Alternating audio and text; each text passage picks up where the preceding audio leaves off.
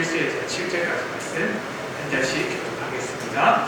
사울이 블레셋 사람을 쫓다가 돌아오매 어떤 사람이 그에게 말하여 이르되 보소서 다윗이 엔게디 광야에 있더이다 하니 사울이 온 이스라엘에서 택한 사람 3,000명을 거느리고 다윗과 그의 사람들을 찾으러 들령소 바위로 갈새 길가 양의 무리에 이른즉 굴이 있는지라 사울이 뒤를 보려 들어갑니다.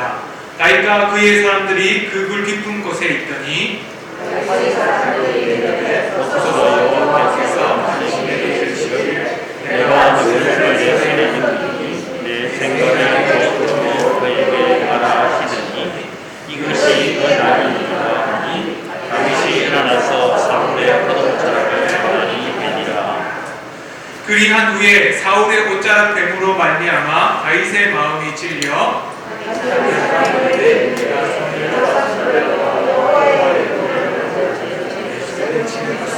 여호와께서 공하시는 것이 그는 여호와의 기름 부음을 받은 자가 뱀이니라 하고 함께 보겠습니다. 다윗이 일어나고 자기 사람들을 범하여 사울을 해하지 못하게 되니라. 사울이 일어나 불에서 나가 자기 길을 가니라. 킹스 스피치라는 영화가 있습니다. 이 영화는 얼마 전에 사망한 엘리자베스 2세 여왕의 아버지 조지 6세의 이야기입니다. 조지 6세는 심한 말 거듬증이 있었습니다.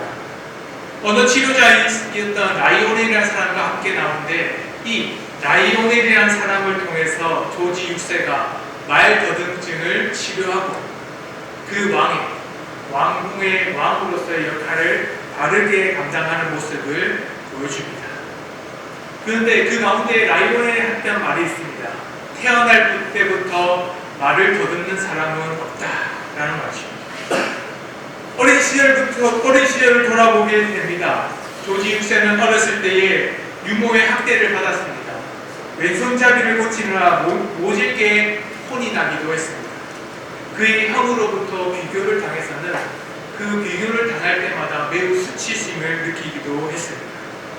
안장다리를 고치기 위해서 철로된 부목을 밤낮으로 다리에 대고는 묶인 채 고통을 느끼기도 했습니다. 자신은 원래 말을 더듬지 않는다는 것을 조지 6세는 이 말을 듣고 깨달았습니다. 태어날 때부터 말을 더듬는 사람은 없다. 자기가 왜 이런 아픔과 이런 병을 겪게 되었는지를 깨닫게 되었습니다. 라이오넬이라는 사람은 이 언어 치료자는 1차 세계대전 이후에 또 다른 뭔가를 깨달았습니다. 여자들이 말 거듬증이 없고 남자들이 말 거듬증이 많다는 것을 알게 되었죠. 그것을 연구하다 보니까 남자들이 말 거듬증이 많은 이유에 대해서 살펴봤습니다. 그 이유는 바로 1차 세계대전. 그 1차 세계대전 이전에 1차 세계대전이 겪었던 많은 사람들이 그 전쟁 후유증으로 말미암아서 말을 더듬는 것을 알았습니다. 트라우마, PTSD, 우리가 소위 얘기하는 트라우마를 발견한 사람이죠. 조지 6세도 그랬습니다. 트라우마로 겪음으로 말미암아서 말 거듬증이 있었고 이것을 어떻게 해결할지를 몰라서 라이오넬이라는 사람을 통해서 극복했던 모습이 바로 킹스 스피치입니다. 그로 말미암아서 조지 6세는 이 트라우마를 해소해서는 제2차 세계 당시에 히틀러를 맞서서 전쟁을 선포하는 첫 번째 연설을 말미암아서 전쟁을 선포하게 됩니다. 킹스 스피치. 이 영화의 본질이 무엇인지 잘 보여주죠. 그냥 말 거듬는 것을 고치면 된다라고 하는 생각이었습니다. 말을 더듬을 수밖에 없었던 그 이유를 발견하고 그 이유를 해결함으로 말미암아서 그 이유에 있었던 많은 일들이 다르게 만들어간다는 것을 잘 보여주고 있습니다. 우리 인생도 그렇습니다. 우리 인생도 죄인이었던 우리의 모습이 있습니다. 그 본질적인 죄의 모습을 해결했기 때문에 우리는 이제는 악한 사람이 아니라 선한 길로 갈 수 있는 사람이 되었던 거죠. 하나님 역시도 그런 계획들을 계속적으로 만들어 가셨습니다. 구약의 말씀 가운데에 많은 악한 사람들이 계속 나왔습니다.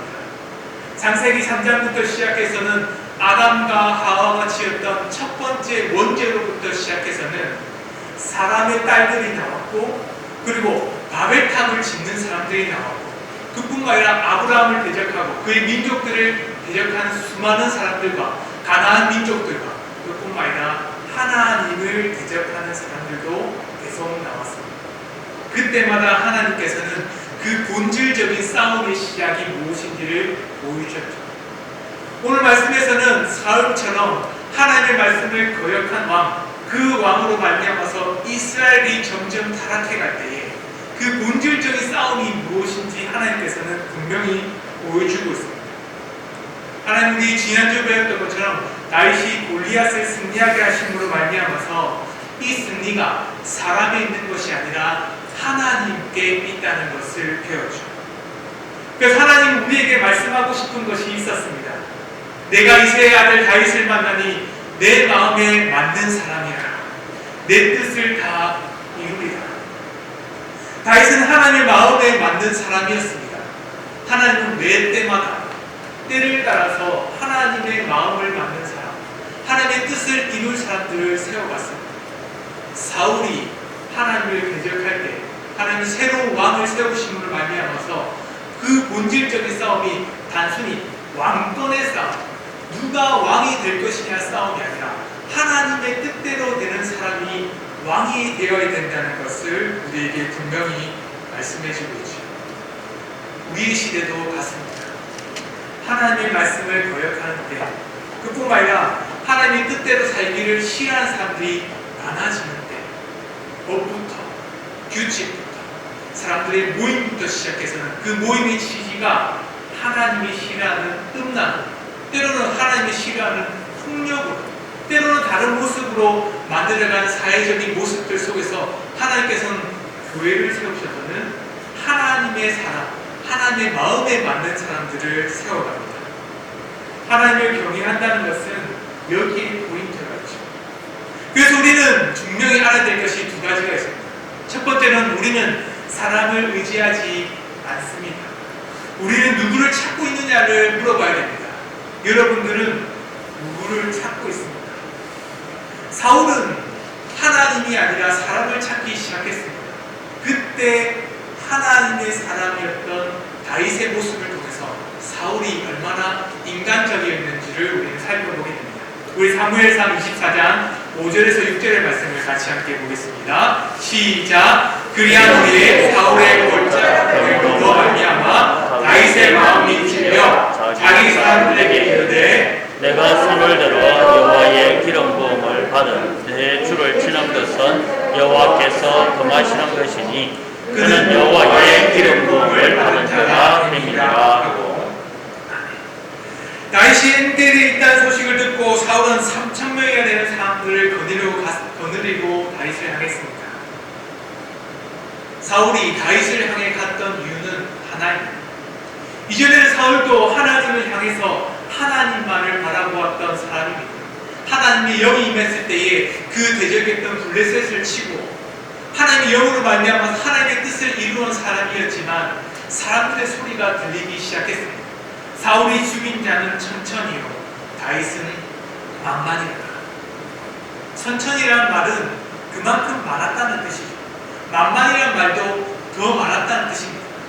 이것은 단순히 천천과 만만을 비교해서는 다윗이 크고 사울이 작다라는 말이 아니라 시적인 표현이었을 뿐입니다. 천천과 만만, 그만큼 더 강하게 강력해지고 있다는 것을 말하고 있는 거죠. 그러나 사울은 하나님을 향했던 마음이 사람의 말로 사람이 했던 그 이야기의 길을 또한 문이 쏟기 시작했습니다. 사울의 죽인 자는 천천히요, 다윗은 만만이라던 그 말을 통해서 다윗의 마음은 오히려 사람의 향해 가기 시작했죠. 그래서 사울은 다윗을 죽이려고 마음먹고 시기하기 시작했습니다. 그로 말미암아서 다윗을 쫓아서 갔던 것이 바로 엔게디 굴이었습니다. 사울은 다윗이 숨어있는 그 굴 속으로 들어갔습니다. 그런데 그곳에 다윗이 있다는 것은 전혀 모른 채 그는 들어갔습니다. 다윗을 쫓아서 그곳의 모든 것을 쫓아다니다가 어떤 사람들이 엔게디 쪽에 다윗이 있다는 것을 듣고는 그 근방을 찾아 헤매고 있었습니다. 이 엔게디라는 곳은 여기 보면 우리는 어느 지역에 가면 굴이 하나 아니면 두 개지 않습니까? 그래서 당연히 엔게디라는 곳에 갔으니까 사울이 다윗이 있는 곳을 딱 찾아서 갔구나 라고 생각합니다. 그렇지 않습니다. 이 엔게디라는 지역은 사해 근처 지역인데 우리가 알지 못할 만큼 많은 굴들이 있습니다. 그래서 어느 굴에 숨을 지은 모르는 그런 곳이죠. 그래서 사울은 자기가 마음속에 다윗을 찾으러 가려고 하다가 용변이 보고 싶어서는 어느 한 굴을 찾아서 숨어 들어갔습니다. 그때 그곳이 바로 다윗이 숨었던 굴이었습니다. 그것을 본 다윗에 함께했던 용사들은 이렇게 얘기했습니다. 명령만 하십시오. 우리가 사울 왕을 죽일 수 있습니다. 그때 다윗은 그것을 듣고는 마음을 먹기 시작했습니다. 오히려 하나님이 세우신 그 왕, 그 사람을 죽이는 것은 사람을 쫓는 일이요. 오히려 하나님의 뜻을 따라서 따르는 길이 있다는 것을 믿고는 하나님의 사람이었던 사울을 옷자락만 베기 시작했습니다. 그 당시에 메소포타미아 문명을 따르면 그 문학에 따르면 남편이 아내와 함께 아내와 이혼하기 위해서는 그 옷자락을 잘라라고 말합니다. 그뿐만 아니라 외교적 맥락으로 볼 때 이런 행동들은 동맹을 끊는 행위로도 나타납니다. 다윗이 이 사울과 이 동맹을 끊겠다, 전혀 보지 않겠다는 마음을 가진 것은 아니겠지만 사울이 했던 옷자락 끊는 행동을 통해서 우리가 볼 수 있는 것, 그것은 바로 사울과 다윗이 이제는 더 이상 함께할 수 없다는 것을 보게 되는 거죠. 다윗은 이런 마음을 가졌을 것입니다. 사울을 죽일 수는 없지만 원수와 같은 이 사울이 오히려 하나님의 사람이라는 것을 깨닫고 그와 함께할 수 없다는 것을 생각하고는 옷을 잘랐을 거라고 우리는 보아야 됩니다. 하나님이 세우신 왕 사울이 원수가 아님에도 불구하고 원수와 같은 사람이 되었고 오히려 함께했던 하나님의 나라, 하나님의 동맹이 되어야 되지만 동맹이 되지 못하고 원수의 자리만큼 서 있는 것에 가슴 아파하면서 그는 옷을 잘랐을 것입니다. 다윗은 사람의 말을 듣지 않았습니다. 어떤 누구 옆에 있던 용사의 말도 듣지 않았습니다. 사람을 쫓지 않는다는 것이 여기 있죠. 사람의 말에 경청하지 않았던 것이 다윗을 통해서 분명히 나타납니다. 그 마음 가운데 욕심에 귀를 기울이지 않았습니다.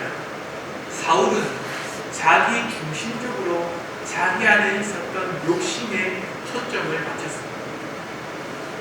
우리는 이런 일들이 우리의 일상 속에 있다는 것을 분명히 보게 됩니다. 많은 사람들은 자신의 사업만 잘 된다고 생각하면 옆에 있는 가게가 망하든 망하지 않든 중요하게 생각하지 않습니다. 내 중심적으로 판단하면 나만 보이고 내 이익만 보게 되는 거죠. 우리는 정치를 봐도 그렇습니다. 어느 한 당 다른 당을 의지하고 믿는 사람들도 있죠. 그런데 당의 정치를 보면 한 당의 전 국민을 바라보고 전 모든 사람들을 바라보는 것이 아니라 그 당의 존재만 바라보기 때문에 오히려 자기 당만을 위한 정책을 만들기도 합니다. 나라도 그렇죠. 나라도 똑같습니다. 어떤 한 나라는 자기 나라의 유익을 위해서 전쟁을 만듭니다. 어떤 사람은 자기 나라의 유익을 위해서 기름값을 바꾸기도 합니다. 어떤 사람은 자기의 유익을 위해서 누군가를 적으로 만들어서는 자기가 옳다라고만 말하는 나라들도 있습니다. 작은 것부터 시작해서 큰 것까지 자기만을 생각하고 사람만을 쫓고 사람만의 방법을 택하면 어떻게 되냐면 눈이 어두워지고 자기의 욕심에 눈이 맞출 수밖에 없습니다. 다윗은 달랐습니다. 다윗은 자기 욕심에 머물러 있는 사람이 아니었습니다. 자기 혼자만의 욕심에 머물러서는 그 용사들의 말, 이것이 기회라고 했던 그 용사들의 말을 듣지 않았습니다. 오히려 하나님께서 원하시는 것이 무엇인가를 경청하는 사람이었죠. 다윗은 사람의 말보다 하나님의 말씀에 귀를 기울이는 사람이었습니다. 다윗은 기름 부음 받은 자, 그 사람을 해치는 것이 하나님께서 금하신 것, 하나님께서 명령하지 않은, 하나님께서 뜻하지 않은 것임을 능히 깨닫고는 그것이 바로 죄와 불법이라는 것을 믿고 있었죠. 우리는 여기에 주목해야 합니다. 사람을 쫓아가게 되면 욕심에 매달려서는 우리의 눈이 어두워질 수밖에 없다는 것을 깨달아야 합니다. 반대로 우리는 하나님을 의지해야 됩니다. 오히려 우리의 눈을 밝히기 위한 하나님을 경외함으로 말미암아서 하나님의 나라를 만들어가는 방법이 여기 있습니다. 우리는 누구에게 붙어 있습니까? 여러분들은 어디에 붙어 있습니까? 무엇에 붙들려면서 살아가고 있습니까? 사무엘상 24장 12절의 말씀을 보면 다윗은 어디에 마음을 두고 어디에 붙들려 있는지에 이렇게 말하고 있습니다. 우리 사무엘상 24절 12절 말씀을 함께 보겠습니다. 시작! 여호와께서는 나의 왕 사이를 판단하사 여호와께서 나를 위하여 왕에게 보고하시려니와 내 손으로는 왕을 패하지 않겠나이다. 다윗은 사울을 제거함으로 말미암아서 자신을 괴롭히려 하는 그 요인들을 제거할 수 있었습니다. 그러나 다윗이 이를 자신의 기회로 여기지 않는 이유가 분명히 있었습니다. 다윗의 관심은 사울에게 있지 않았습니다. 다윗의 관심은 왕이 되는 것에 있지 않았습니다. 다윗의 관심은 진정한 왕이신 하나님께 마음이 있었습니다. 다윗은 지금 현재 형통하기만을 바라거나 때로는 이 고난만을 받기로 원할 것도 아니었습니다. 오히려 이 고난을 통해서 자기 자신이 해야 될 일이 무엇인지를 분명히 깨닫는 것, 그것이 바로 다윗의 정체성, 하나님의 마음에 합한 자의 정체성입니다. 그렇기 때문에 다윗은 이 기회가, 사울을 죽일 수 있는 기회가 단순히 내 욕심을 위한 기회가 아니라 하나님의 뜻이 이루어지는 기회라는 것을 분명히 알았던 거죠. 그래서 시편 142편에 보면 굴에 머물러 있을 때에 다윗이 썼던 그 시편이 있습니다. 142편 6절과 7절의 말씀을 보면 이렇게 말씀합니다. 다시 한번 읽어보겠습니다. 시작! 나의 부르심을 들으소서. 나는 심히 천하니이다. 나를 핍박하는 자들에게서 나를 건지소서. 그들은 나보다 강하니 있다. 내 영혼을 옥에서 이끌어내사 주의 이름을 감사하게 하소서. 주께서 나에게 갚아주시리니 의인들이 나를 부르리이다. 다윗은 고난 속에서 자신을 낮추기를 시작했습니다. 자신은 비천하다. 이 문제들을 해결할 수 있는 능력이 없다라고 낮춥니다.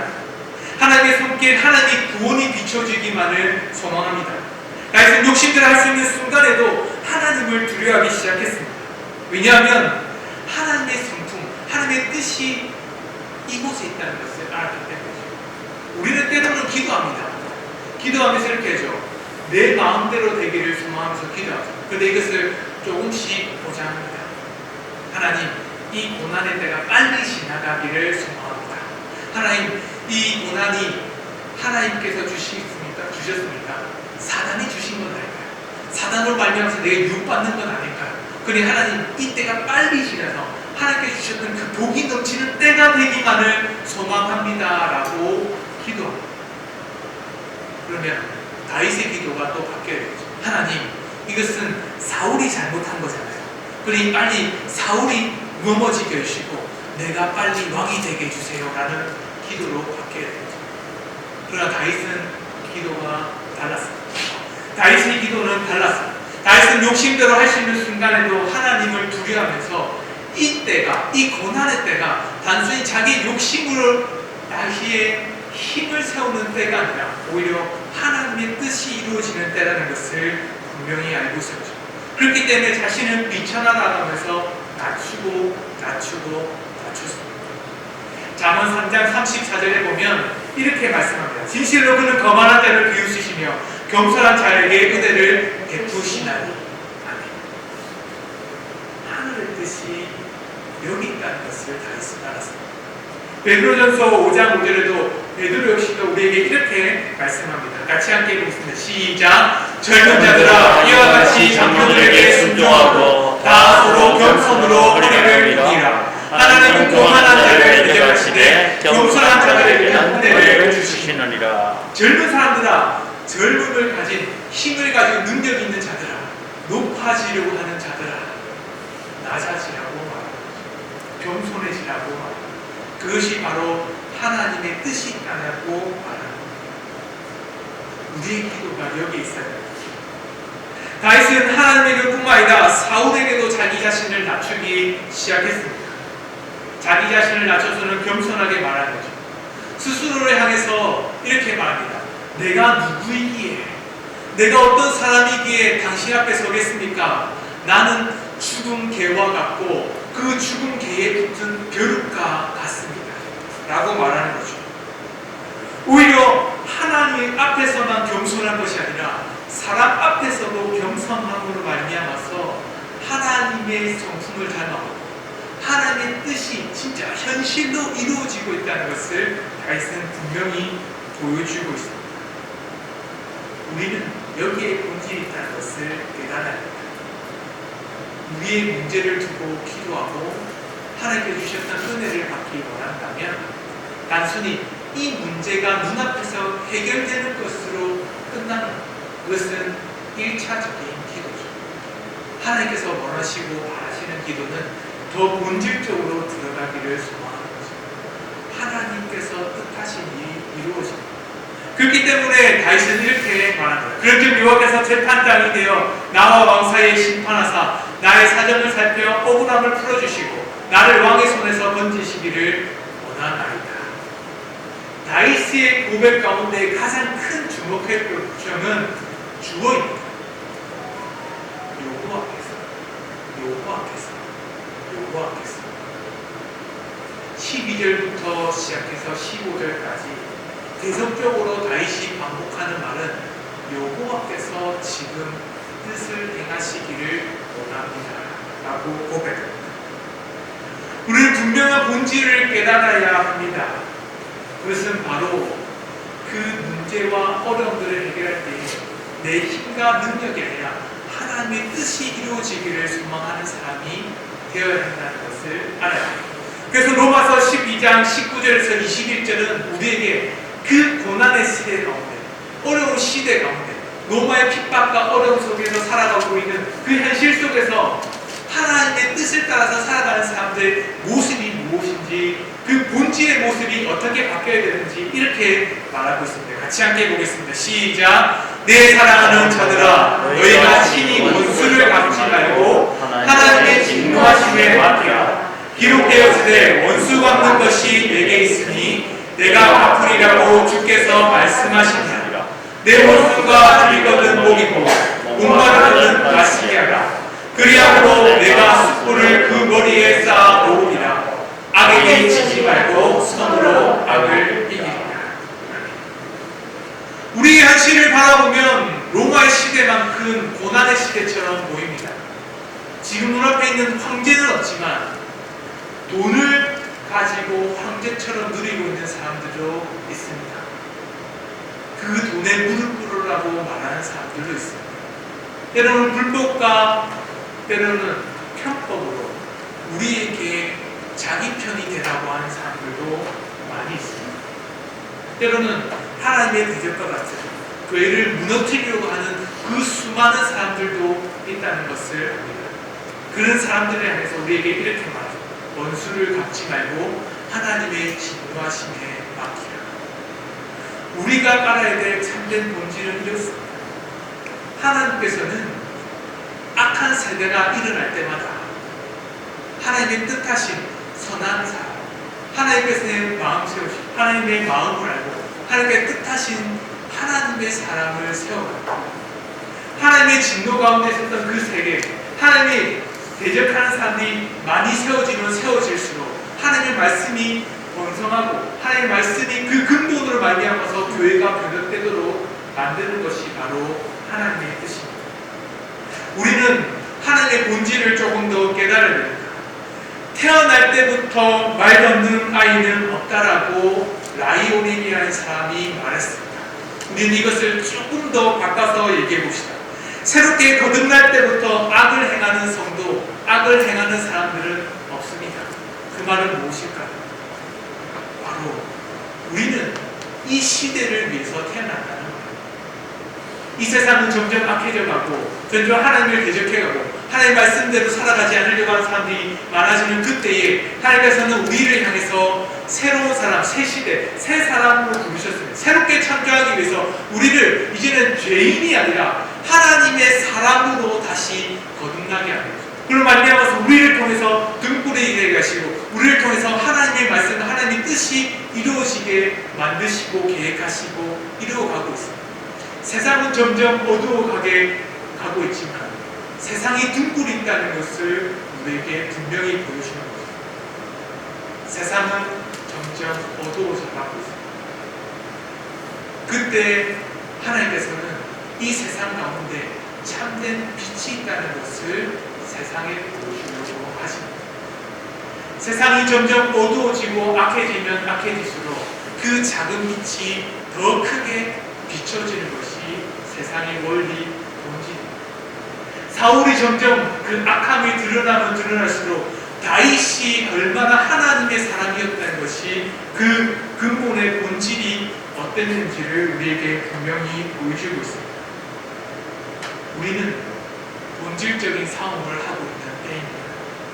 진짜 우리가 해야 될 것은 우리 안에 일어나고 있는 역사가 분명히 있다는 것을 깨달아요. 우리 안에 또 다른 역사가 일어나고 있습니다. 우리는 매일같이 반복적으로 죄와 싸움, 그리고는 이 죄 가운데 무너지기도 하죠. 때로는 죄인처럼 살아갑니다. 때로는 죄를 범하기도 하고 불법을 머무르기도 합니다. 그때 우리에게 일어나는 것이 있습니다. 바로 양심입니다. 그때 일어나는 것이 바로 성령께서 가르쳐주시는 말씀입니다. 우리 마음 가운데 어둠이 일어날 때, 죄가 일어날 때마다 우리 가운데 한 부분 가운데 양심을 일으키시고 때로는 새 삶 가운데 새 빛을 우리 안에 더욱더 크게 비춰주시는 분이 바로 하나님이시죠. 그러니 우리 가운데 우리 교회가 소망이 있고 세상 가운데 하나님의 교회가 소망이 되어야 합니다. 양심이 찔림이 있고 악에 대한 거부감이 생기고 선에 대한 동감이 생기고 또한 선한 것이 얼마나 크고 세상 가운데 하나님의 뜻이 이루어질 때 얼마나 놀라운 천국과 같은 세상이 될 것인지를 마지막 때를 소망하게 만드는 것, 그것이 마음 가운데 불러일으키는 그 새 불빛이 일어나는 것이 바로 우리의 때, 우리의 마음, 우리 역시도 사울의 마음과 함께 다윗의 마음이 함께 일어납니다. 죄를 짓고 싶은 마음과 선을 해가고 싶은 마음이 함께 일어납니다. 이스라엘 백성들 가운데에 죄를 따라서 하나님의 대적한 자들이 많이 있던 것처럼 하나님의 선한 사람, 사사와처럼 하나님의 구원되었던 그 예수 그리스도를 분명히 보이시기 말미암아서 하나님의 구원이 분명히 나타나게 하십니다. 사랑하는 성도 여러분, 우리 가운데 이미 이 일이 일어났습니다. 이미 하나님께서는 사울 가운데 다윗을 세우심으로 말미암아서 하나님의 마음에 맞는 사람을 세우신 것처럼 이 세상 가운데 죄악이 가득하고 우리 마음 가운데 죄악이 일어날 때마다 하나님의 영, 하나님의 사람으로 거듭날 수 있도록 우리에게 힘과 능력을 주십니다. 그러나 우리가 그것을 깨닫지 못하고 민감하지 못한 거죠. 단순히 이렇게 기도할 뿐입니다. 하나님, 이때만 지나가기를 원합니다. 하나님의 뜻이 이루어지기를 원합니다라는 기도보다 그냥 이때만을 지나가기만을 원한다는 기도를 하고 있습니다. 본질적인 싸움은 다릅니다. 본질적인 싸움은 그 말 가운데 하나님께서 원하신 것을 하지 않아서 죄송합니다. 죄를 지어서 아니라 하나님의 뜻하신 것, 하나님께서 원하시는 것, 하나님의 마음에 맞는 대로 살지 못했다는 것에 마음의 가슴 아파하는 거죠. 하나님께서 주셨던 그 성령의 영으로 하나님의 뜻으로 우리에게 인쳐주시고 양심에 찔리게 하시고 하나님의 뜻하신 우리에게 말씀으로 가르쳐 주셨음에도 불구하고 반응하지 않은 어리석음이 우리 안에 있는 거죠. 우리 안에 새 빛을 비춰주신 힘은 다윗의 때처럼 예수님께서 십자가에 지셨던 그때처럼 그리고 성령님께서 그 제자들에게 임하셨던 그때죠. 지금도 우리 안에 새빛, 새 힘을 주시고 계십니다. 그러니 때로는 마을 가운데, 때로는 마음 가운데, 우리 행동 가운데 죄와 잘못을 할 때마다 우리가 죄에 빠지지 않겠다면 하나님께서 원하시는 것이 무엇입니까? 라고 물었습니다. 우리가 하나님 앞에 붙어야 돼요. 하나님 앞에 하나님과 동행하면서 살아가는 삶이라는 것을 깨닫는 것이 바로 우리의 힘과 능력입니다. 그러니 이것을 의지하면서 살아가는 우리 은강교회 성도의 되기를 소망합니다. 함께 기도했으면 좋겠습니다. 기도하실 때에 함께 말씀을 듣고 기도합시다. 오직 하나님만을 의지하며 세상의 고난과 어려움이 있을 때에도 하나님의 구원을 바라는 하나님의 사람이 되게 하여 주셔서 우리 안에 역사하시는 하나님의 영에 민감하게 반응하여 하나님께서 바라시는 선한 길을 행하는 자로 서게 하여 주소서. 우리 주여 한번 함께 외치고 말씀을 두고 함께 기도하겠습니다. 주여! 하나님 아버지 감사합니다. 이 세상 가운데 어둠이 있고 이 세상 가운데 아픔이 있고 이 세상 가운데 죄로 가득할 시대가 되어버렸습니다. 그럼에도 불구하고 우리가 하나님의 뜻대로 살아가기를 소망합니다. 하나님의 구원을 바라면서 살아가기를 소망합니다. 하나님께서 원하시는 길이 무엇인지 깨달으면서 살아가게 하여 주시옵소서. 우리 어디서도 우리 과거 같은 모습들만 머무르지 않게 하시고 정말 하나님께서 베푸신 그 구원의 길이 어디 있는지를 바라보게 하여 주시옵소서. 우리 안에 역사하시는 하나님의 영이 있음을 바라보게 하여 주시옵소서. 하나님의 뜻하신 그 역사하시는 우리를 주시는 하나님의 이름이 있음을 알게 하여 주시옵소서. 하나님께서 우리에게 말씀하시고 양심을 찔리게 하시고 선한 길이 무엇인지 가르쳐 주시고 우리가 들었고 말씀을 배우고 항상 있는 그 말씀이 떠오르게 하시는 걸 알게 하면서 하나님께서 우리에게 가르쳐 주셨음에도 불구하고 하나님의 못했던 우리 모습들을 넣어보게 하여 주시옵소서. 하나님 이렇게 하나님 말씀에 민감한 하나님의 사람이 되게 하여 주시기를 소망합니다. 그분을 말미암아 하나님께서 받으시고 하나님께서 원하시는 사람, 하나님의 마음에 맞는 사람, 하나님께서 정말로 우리를 주시되 하나님의 영에 은혜 가운데 머무르는 사람이 하나님 될 수 있도록 불러주시옵소서. 그런 말미암아 우리가 하나님께서 원하시는 뜻하신 그 무엇인지 분별하는 사람으로 살 수 있도록 우리를 인도하여 주시옵소서. 하나님께서 원하시는 뜻대로 살아갈 수 있도록 우리를 부르시되 항상 하나님의 영이 충만한 하나님의 백성이 되도록 붙들어 주시옵소서. 하나님께서